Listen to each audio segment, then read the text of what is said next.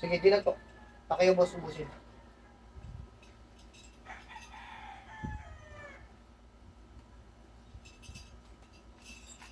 Tingnan natin yung sa kamay.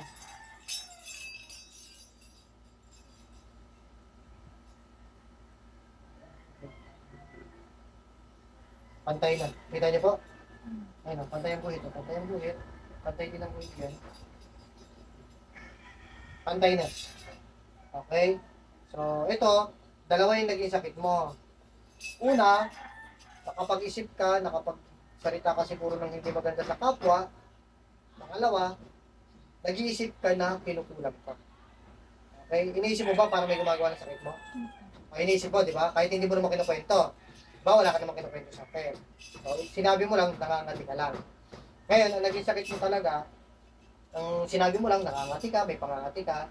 Kasi ang pinaka number one na naging problema mo, naging sakit mo, iniisip mo na kukulam ka, kahit wala naman kumukulam sa'yo. Ngayon, kaya ka nagkaroon ng naglabasan yung mga kati-kating yan, nagkakaroon ka ng psoriasis kasi stress yan. Okay, kasi nag-iisip ka na kinukulam ka, kahit wala ka namang kulam.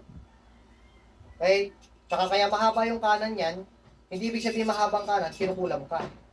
Kaya kung mahaba ang kanan, di ba kita niyo po kanina mahaba yung kanan? Kaya kung mahaba yung kanan, kasi iniisip mo kinukulam ka. Okay, ibig sabihin, anong ibig sabihin nun? Tao ang gumagawa ng sakit mo. Sino yung tao ang gumagawa ng sakit mo? Hindi magkukulam, ikaw.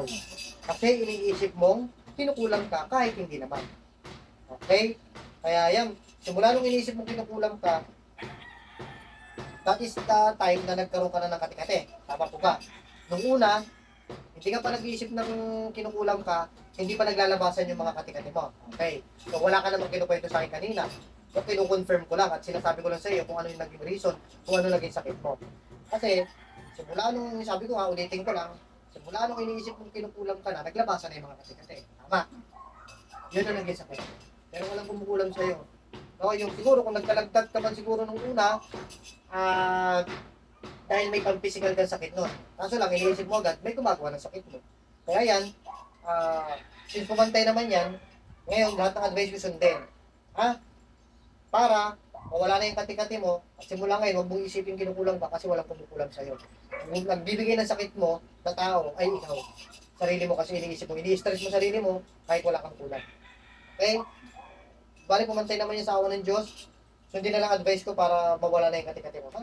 Yung kati-kati mo yan, naglabasan lang yan, yung iniisip mo kinukulang ka. Yun lang. Pero wala kang kumukulang sa'yo. Wala ring bate, wala ring spiritual. Yun lang. Kaya, mas mainam, sundin yung advice.